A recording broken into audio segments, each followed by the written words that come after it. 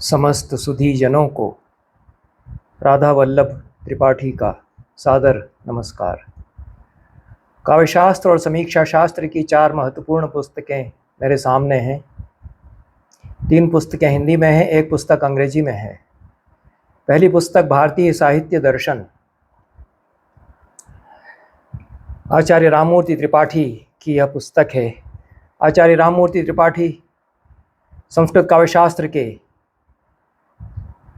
मर्मज्ञ आचार्य हैं। आधुनिक साहित्य के एक व्याख्याकार के रूप में भी वे जाने जाते हैं और भारतीय काव्यशास्त्र के मानकों के द्वारा नए साहित्य की समीक्षा किस प्रकार होगी, इस दिशा में भी उन्होंने अपने ग्रंथों में पदक्षेप किया है। यह पुस्तक प्रातिशाख्य ग्रंथमाला के प्रथम उन्मेष के रूप में प्रकाशित की गई है और आचार्य राममूर्ति त्रिपाठी जी की इस पुस्तक को श्रीमन महेश्वरानंद सरस्वती, जिनका कि दीक्षा पूर्व नाम पंडित महादेव पांडे रहा है, उनकी भूमिका से अलंकृत होने का सौभाग्य इस पुस्तक को प्राप्त हुआ है। आचार्य हजारी प्रसाद द्विवेदी, जो सुविश्रुत निबंधकार, पंडित, समीक्षक, विमर्शकार हैं हिंदी के, उनका भी प्राक कथन इस पुस्तक में है। यह इस पुस्तक का पुनरीक्षित द्वितीय संस्करण है। प्रथम संस्करण लगभग 70 साल पहले निकला था।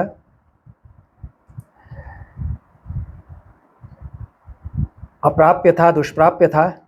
यह राममूर्ति त्रिपाठी जी की काव्यशास्त्र के क्षेत्र में पहली पुस्तक है। अत्यंत परिश्रम से लिखी गई है। मनोभिनिवेश के साथ उन्होंने इस पुस्तक की रचना की। जिज्ञासुओं के लिए, विद्यार्थियों के लिए संस्कृत काव्यशास्त्र और पूरे काव्यशास्त्र की परंपरा से परिचित होने के लिए यह पुस्तक अत्यंत ही उपादेय है। इसका पुनरीक्षित संस्करण का संपादन राधा वल्लभ त्रिपाठी और जगदीश चंद्र शर्मा ने किया है। न्यू भारतीय बुक कॉरपोरेशन, दिल्ली से यह पुस्तक प्रकाशित है। 2026 प्रकाशन वर्ष है और 1200 रुपया पुस्तक का मूल्य है। 350 के लगभग पृष्ठों की यह पुस्तक है। प्रातिशाख्य ग्रंथमाला के अंतर्गत प्रातिशाख्य परिषद की ओर से यह पुस्तक कुछ विशेष मंतव्य के साथ प्रकाशित की गई है। इसका जो ध्येय मंतव्य है वह भी संपादकों की ओर से आरंभ में प्रकाशित है, जिसमें कहा गया है कि भारतीय ज्ञान मीमांसा में वेद सनातन ज्ञान के प्रतीक हैं। यह ज्ञान नित्य और अखंड है और नित्यता के 2 प्रकार माने गए हैं, कूटस्थ नित्यता और प्रवाह नित्यता। कूटस्थ नित्यता में ज्ञान शाश्वत, अपरिवर्त्य और अखंड रहता है। प्रवाह नित्यता में वही शाखा प्रशाखाओं में पल्लवित होता है, उसका प्रवाह विविध शाखाओं में गतिशील होता है। ज्ञान परंपरा के विकास में कूटस्थ नित्यता और प्रवाह नित्यता साथ साथ चलती हैं। प्रत्येक वेद की शाखाएं उसकी प्रवाह नित्यता में बनती हैं। उन शाखाओं के स्वाध्याय और अभ्यास के लिए प्रातिशाख्य ग्रंथ लिखे जाते हैं। प्रातिशाख्य ग्रंथों में वेद की कूटस्थ नित्यता और प्रवाह नित्यता दोनों की अन्विति हुई है। ज्ञान की इस सनातनता और परिवर्तनशीलता को हमारे समय में समन्वित करने के लिए भारतीय प्रज्ञा के अप्रतिम प्रतिनिधि गुरुवर्य आचार्य बच्चूलाल अवस्थी के परामर्श से उज्जैन में उनकी सुबुद्ध शिष्य मंडली के द्वारा प्रातिशाख्य परिषद की स्थापना की गई। प्रातिशाख्य परिषद मूलानुसंधान और मूल के संवर्धन के साथ ज्ञान परंपरा की शाखा प्रशाखाओं के विमर्श के लिए कृत संकल्प है। परिषद की ओर से प्रवर्तित प्रातिशाख्य ग्रंथमाला हमारे ज्ञान की चिरंतनता को उसके वैविध्य और बहुस्तरीयता के साथ प्रस्तुत करने का एक उपक्रम है। आचार्य त्रिपाठी जी के सारे विमर्श में मूलानुसंधायिनी बुद्धि निरंतर अव्याहत रूप से विद्यमान रही है और प्रवाह नित्यता के अनुरूप जो ज्ञान के नए प्रवाह बनते हैं और नए साहित्य के विमर्श बनते हैं, उनका भी वे संधान करते हैं, उनकी भी सूचना ग्रहण करते हैं और इस प्रकार से परंपरा और आधुनिकता दोनों के बीच सेतु की तरह वे खड़े होते हैं। इस पुस्तक में काव्यशास्त्र की संभावनाएं उन्मीलित की गई हैं और विशेष रूप से मेरी जो लंबी भूमिका इसमें संपादक के रूप में है, उसमें आचार्य त्रिपाठी जी ने काव्यशास्त्र पर अपने विविध ग्रंथों में जितना विमर्श किया है, उस पर एक विहंगम अवलोकन करते हुए उनके विमर्श की विशेषताओं को उद्घाटित किया गया है। और काव्यशास्त्र के जितने प्रस्थान हैं उनमें से कोई भी आचार्य राममूर्ति त्रिपाठी जी की दृष्टि से अछूता नहीं रहा है, लेकिन सबको एक समन्वित दृष्टि से देखते हैं और सर्वसमावेशी पद्धति के वे समीक्षक हैं। सैद्धांतिक समीक्षा और व्यवहारिक समीक्षा में भी सामंजस्य स्थापित करने में उनकी यह दृष्टि प्रतिफलित होती है। वे आधुनिक साहित्य को सिद्धांतों के निकष पर परखते हैं। परखने के इस क्रम में सिद्धांतों को भी पुनर्व्यवस्थापित करते हैं और उनको विस्तार देते हैं। वे समीक्षा के आधुनिक उपकरणों और पद्धतियों का समावेश भी अपने विवेचन में करते हैं। इस पुस्तक के संबंध में भूमिका में संपादक की ओर से कहा गया है कि इस पुस्तक के शीर्षक भारतीय साहित्य दर्शन में दर्शन शब्द का प्रयोग बहुत सार्थक है। यद्यपि श्रीमन महेश्वरानंद सरस्वती ने इस पुस्तक की अपनी विशद भूमिका में दर्शन शब्द की सार्थकता पर विस्तार से चर्चा की है, पर काव्यशास्त्र और कला की रचना के विचार में दर्शन की जैसी सटीक व्याख्या भट्टतोत ने की है, वह भी अवधेय है।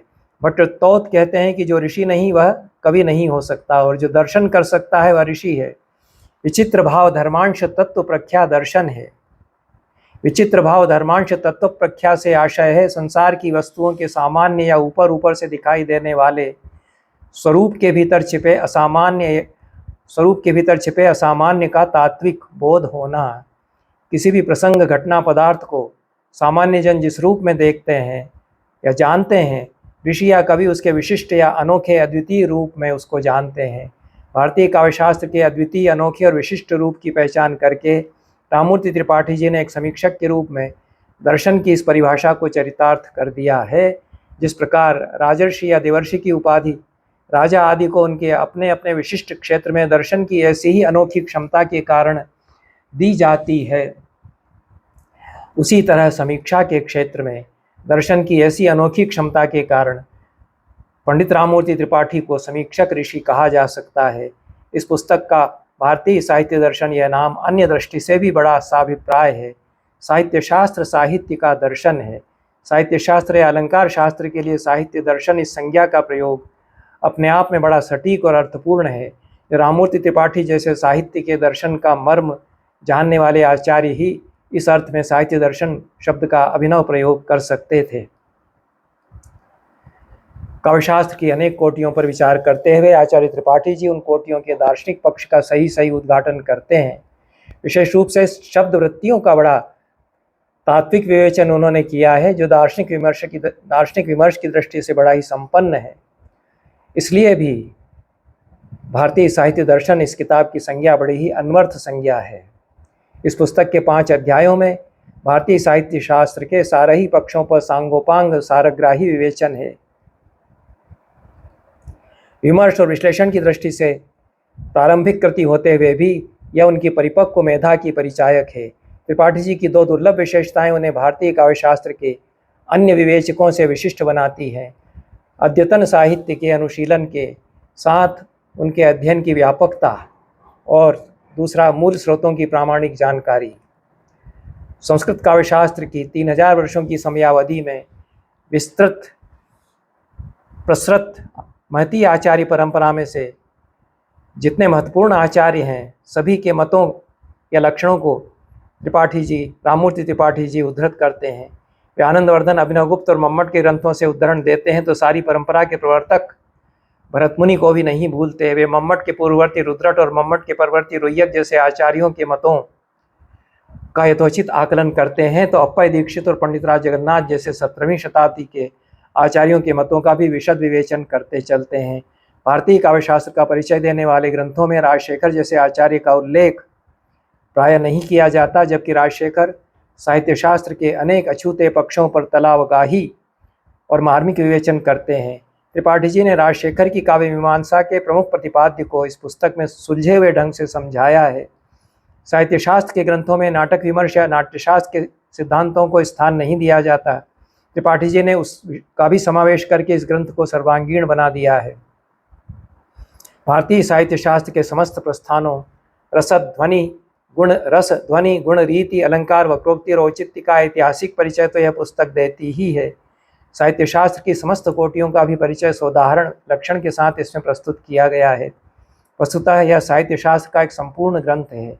सबसे बड़ी बात यह है कि आचार्य राममूर्ति त्रिपाठी काशी के पारंपरिक पांडित्य की परंपरा में रचे बसे होते हुए भी आधुनिक साहित्य और यूरोप की चिंतन परंपराओं पर विमर्श करते हैं। वे परंपरा की धरती पर खड़े होकर आधुनिकता से संवाद करते हैं।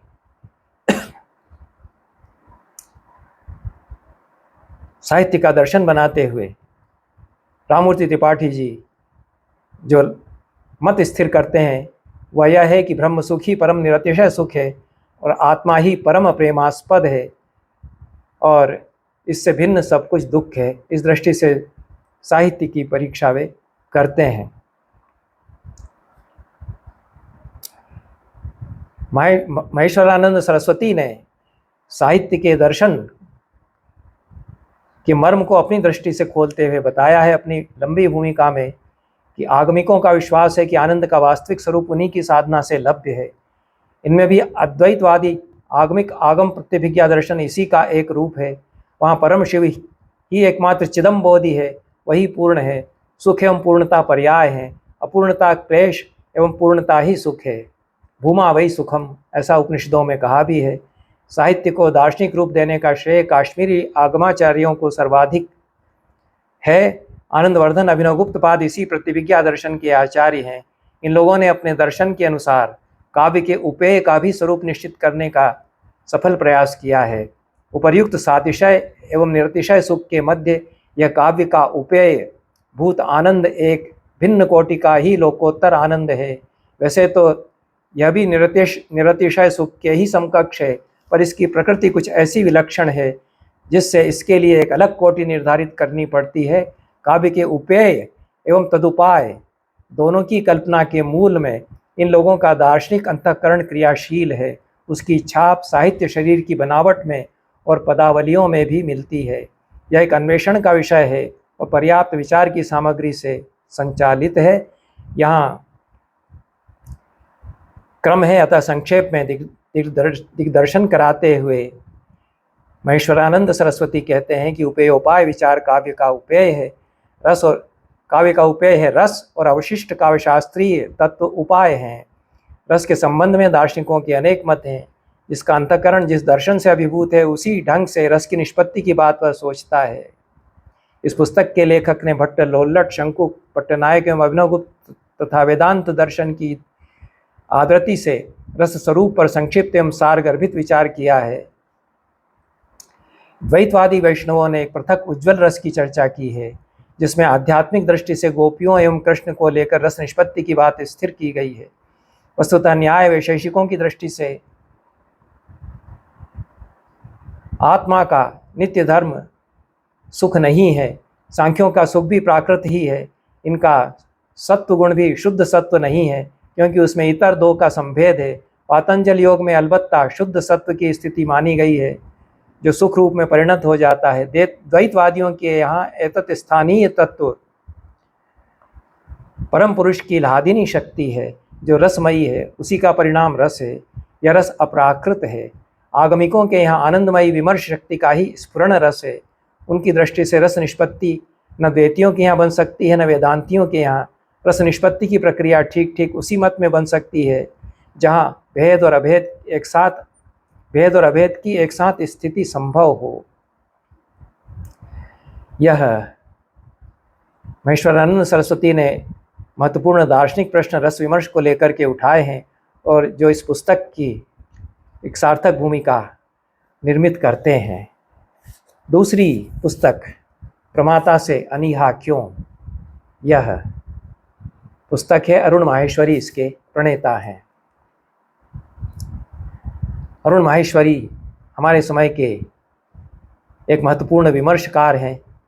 और प्रमातृनिष्ठ समीक्षा दर्शन वे निर्मित करने का प्रयास कर रहे हैं, जिसमें वे अभिनव गुप्त के शैव दर्शन और जॉन लकां जो एक उत्तर आधुनिक विचारक हैं उनके विमर्श को जोड़ करके एक विमर्श की एक प्रणाली विकसित कर रहे हैं। यह पुस्तक सूर्य प्रकाशन मंदिर बीकानेर से प्रकाशित हुई है।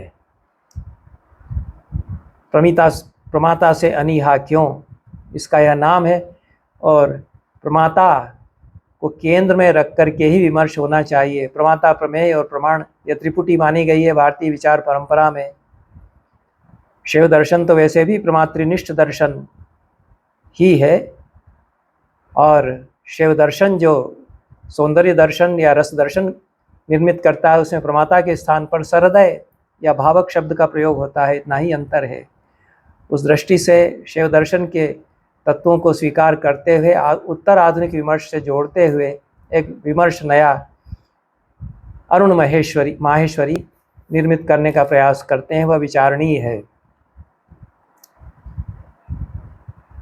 और क्यों यह आवश्यक है कि प्रमाता को केंद्र में रखा जाए सारे विमर्श में, इसको बताते हुए भूमिका में वे कहते हैं कि ज्ञान जब तक किसी बाह्य वस्तु की पहचान है वह अधूरा है, क्योंकि वह उस आधार को छिपा देता है जो ज्ञान को संभव बनाता है। वह आधार प्रमाता या सब्जेक्ट है।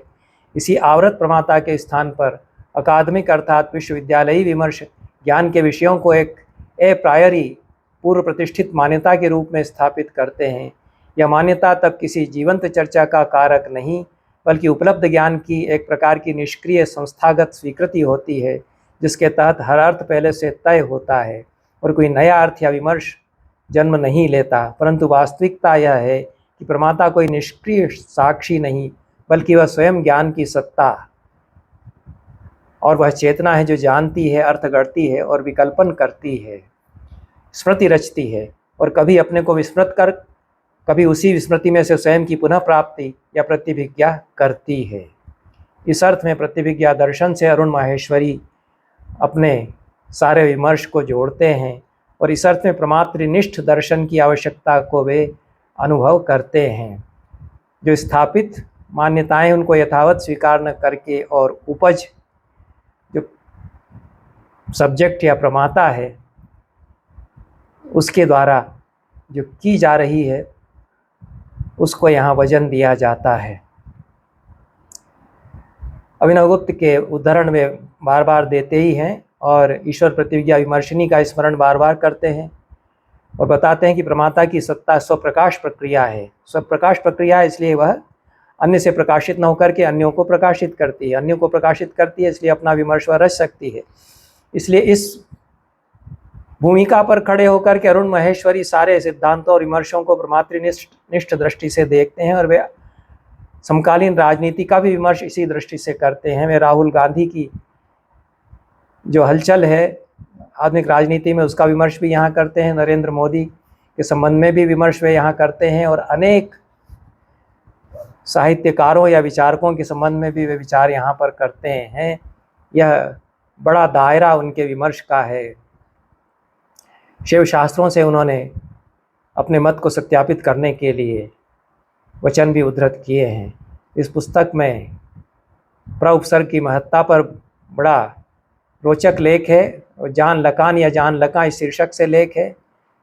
पाठ, प्रमाता और विमर्श, विक्षोभ और मौन से विरल कथाकार इस्राइल साहब, रविन्द्रनाथ, अकुंठ मानव का खुला आसमान, वर्तमान भू राजनीति का एक नया मनोविश्लेषणात्मक रेखा चित्र, प्रमाता की गति और सिंथोम, भाषा विज्ञान और मनुष्य की भाषाई संरचना, तकनीक, सत्ता और लक्षण का यथार्थ, एआई के युग में ज्ञान का प्रवाह और पूंजी का आत्मविस्तार, जनरेटिव एआई एक सभ्यतागत बदलाव और टेरिफवाद और सभ्यता की विपरिणति, ट्रंप जेलेंस्की प्रकरण और ट्रंप के लक्ष्यों का एक लकानियन विश्लेषण इत्यादि लेख इस पुस्तक में है।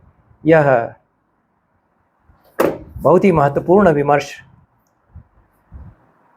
सत्ता, राजनीति, साहित्य और शैव दर्शन तथा जॉन लकान इन दो ध्रुवों के मिलन से किया गया है। तीसरी पुस्तक पाश्चात्य कथा कहन, चिंतन और हिंदी कहानी। यह पाश्चात्य कथा कहन, चिंतन और हिंदी कहानी इसके लेखक हमारे समय के एक महत्वपूर्ण विमर्शकार पवन माथुर हैं, जो रसायन विज्ञान के विशेषज्ञ हैं, साहित्य पर लंबे अरसे से लिखते आ रहे हैं। उनकी इसके पहले एक पुस्तक पर भी मैंने चर्चा अपनी इस व्याख्यान श्रृंखला में या वक्तव्य श्रृंखला में की है। हंस प्रकाशन से यह पुस्तक, हंस प्रकाशन नई दिल्ली से यह पुस्तक प्रकाशित हुई है और 695 रुपये इसका मूल्य है। 2025 प्रकाशन वर्ष है। यह पुस्तक पश्चिम में जो कथा कहन की तकनीकों पर विचार किया जा रहा है, नरेटोलॉजी या कहानी कथा कहने की पद्धति, उस पर जितना विमर्श हुआ है, यह बहुत ही महत्वपूर्ण विषय पश्चिम में है और परंपरा से इसलिए जुड़ा हुआ है कि सारे पारंपरिक संस्कृतियों के देशों में कथा कथन की प्रणालियाँ रही हैं, आख्यानों की शैलियाँ रही हैं, पर पवन माथुर ने पश्चिम में जो विचार हुआ है, विमर्श हुआ है, उसके दायरे में ही बहुत सारे भारतीय साहित्यकारों, कथाकारों की चुनी हुई रचनाओं पर उनके मानकों से विचार किया है और आरंभ के 3 लेख इसमें विशेष रूप से जो सैद्धांतिकी है उसको प्रकट करते हैं। दुनिया शब्दों के सांचे में या शब्द दुनिया के सांचे में, कथा कहन चिंतन और संरचनावाद, संकेतित का अपूर्ण संकेतक और तथा कथा कहन की थियोरी, पर्सी लबक, इतने लेख इसमें सैद्धांतिकी पर विशेष विमर्श करते हैं। लेकिन यह जो कथा कहन की थियोरी पर्सी लबक शीर्षक लेख है, इसमें प्रेमचंद की कफन, ज्ञान रंजन की पिता, स्वयं प्रकाश की नीलकांत का सफ़र, राजेंद्र दानी की नमक और नरेंद्र नागदेव की वहीं रुक जाते, इतनी कहानियों में घुस कर के और कथा कहन का जो पश्चिमी सोच है उसके आधार पर विमर्श किया गया है। यही अन्य जो विमर्शकार हैं कथा कहन के, उनके विमर्श को ध्यान में रखते हुए अन्य अनेक कथाकारों के, जिनमें हिंदी के बड़े महत्वपूर्ण कथाकार भी हैं, इस्मत चुगताई जैसी अत्यंत ही प्रखर तेजस्विनी रचनाकार उर्दू की भी हैं और कृष्णचंद्र जैसे अन्य भाषा के लेखक भी हैं। तो यह बड़ा व्यापक विस्तार इसको दिया है। पवन माथुर जी ने कथा कहन की जो सैद्धांतिकी है उसके आधार पर वे उम्बर्तो इको के कथा पाठ को लेकर के जो विमर्श है, कब वह खुला होगा कब बंद होगा, उसको लेकर के खालिद जावेद, महेश कटारे, नासिरा शर्मा, रघुनंदन त्रिवेदी और अमरकांत, जो उनकी बहुत महत्वपूर्ण चर्चित कहानी है, हिंदी की अमर कहानियों में से एक है जिंदगी और जोंक, उसका और कृष्णचंद्र की महालक्ष्मी का पुल, इतनी कहानियों का विश्लेषण वे करते हैं। स्त्रीबिंब दृष्टि और भाषा, इस दृष्टि को लेकर के वे श्रद्धा श्रीवास्तव की रेत बवंडर और जया जादवानी का टूटा टुकड़ा भर, उर्मिला शिरीष की मोर्चा, मैत्रेयी पुष्पा की गोमा हस्ती है और ममता कालिया की बोलने वाली औरत और राजी सेठ की पासा, इतनी कहानियों का विश्लेषण करते हैं। यह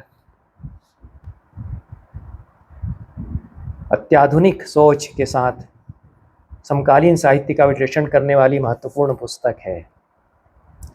चौथी पुस्तक जो मेरे हाथ में है वह सिंबोलिज्म इन श्री अरविंदोज सावित्री। यह अच्छी पुस्तक है और अरविंद का जो महाकाव्य है, महायोगी अरविंद का सावित्री, उसको समझने में यह प्रतीकवाद की दृष्टि से सहायक अवश्य ही होती है। अशुपति का जो चरित्र है सावित्री में, उसकी व्याख्या प्रतीक के आधार पर जिस प्रकार से इसमें की गई है विचारणीय है। और संपूर्ण जो सावित्री का वृत्तांत है उसमें उसकी व्याख्या इस पुस्तक के लेखक डॉक्टर लक्ष्मण सिंह गोरसिया करते हैं। डॉक्टर लक्ष्मण सिंह गोरसिया उज्जैन के एक महाविद्यालय में अंग्रेजी के आचार्य हैं, अंग्रेजी के प्रोफेसर हैं, और उन्होंने सावित्री का गहन अध्ययन और पश्चिम का जो सिंबोलिज्म या प्रतीक सिद्धांत है उसको लेकर के इस पुस्तक में सावित्री महाकाव्य पर विमर्श प्रस्तुत किया है। इसमें जो भारतीय दृष्टि है प्रतीक की, और हमारे काव्य चिंतन में कई अलंकार ऐसे हैं जो प्रतीकवाद की अवधारणाओं का पूर्ण रूप प्रस्तुत करते हैं, चाहे वे रूपक अलंकार हो या अन्योक्ति अलंकार हो या अन्य अनेक अलंकार इस प्रकार के हो सकते हैं। और संस्कृत काव्यशास्त्र में, भारतीय काव्यशास्त्र में इस प्रकार के अनेक मानक हैं जो प्रतीक संबंधी पश्चिमी चिंतन के सामने रख करके उनका परीक्षण किया जा सकता है। श्री अरविंद की सावित्री निश्चित रूप से विमर्श के योग्य है और उसको पश्चिमी प्रतीक की सोच के आधार पर व्याख्या उसकी की जाए और भारतीय जो समीक्षा के मानक हैं उनके आधार पर भी उसकी व्याख्या की जाए, यह किया जा सकता है। यह पुस्तक सिंबोलिज्म इन श्री अरविंदो सावित्री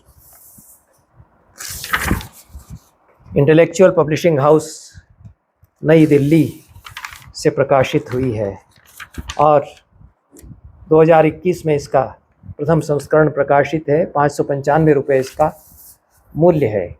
इन शब्दों के साथ 4 पुस्तकों पर जितनी चर्चा मुझे समय की सीमा में करना थी उसको मैं यहाँ समेटता हूँ। सभी को पुनः धन्यवाद, नमस्कार।